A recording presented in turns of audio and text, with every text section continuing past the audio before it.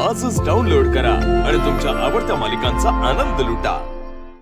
माफ करा, माझं काही चुकलं का? हो, खूप मोठी चूक झाली तुझी। मला चंद्रकांत सर म्हणायचं नाही। डॅड, काही इम्पॉर्टंट आहे का? नाही म्हणजे बराच वेळ झाला तुम्ही बसून ठेवलंय। हो, मला तुम्हाला सगळ्यांना सांगायचंय की उद्या आपण आपल्या घरी देवीचं जागरण आणि गोंधळ घालायचं ठरवतोय।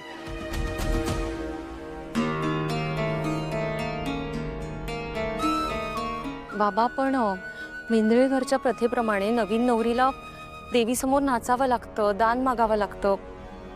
पण आता सावलीला अशा परिस्थितीत कसं जमेल? खरंय, तिच्या पायाला लागलंय ना, महिला नाही जमणार। पण हे सगळं सारंगच्या आयुष्यासाठी किती इम्पॉर्टंट आहे आपल्याला माहिती आहे ना। आता हिला जमणारच नाही तर कॅन्सल करूया।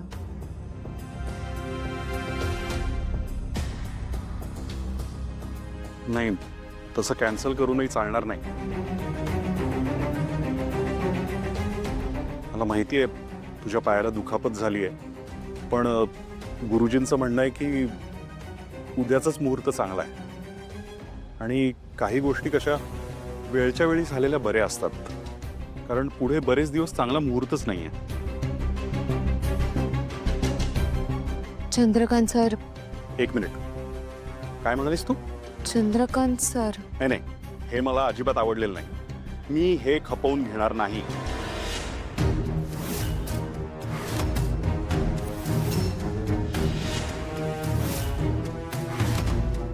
माफ करा, माझं काही चुकलं का? हो, खूप मोठी चूक झाली तुझी। मला चंद्रकांत सर म्हणायचं नाही, मला बाबा म्हणायचं।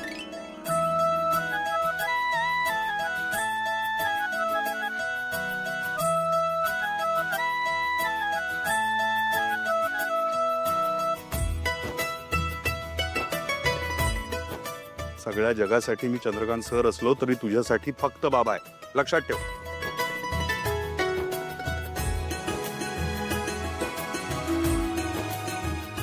बाबा, तुम्ही काळजी करू नका, आपल्या कुटुंबाची प्रथा मी पूर्ण करेन। प्रथेप्रमाणे जे जे लागेल ते मी सगळं करेन।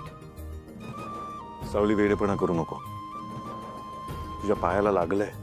तुम्ही नका काळजी करू, इतकं नाही लागलंय मला। आणि प्रत्येक सौभाग्यवतीच्या पाठीशी देवी आईचा आशीर्वाद नेहमी असतो। देवी आईच्या अंगणात नाचताना ती नेहमी भक्तांना आशीर्वाद देत असते। जसा विठुराया सांभाळून घेतो ना, तसंच देवी आई सुद्धा सांभाळून घेईल।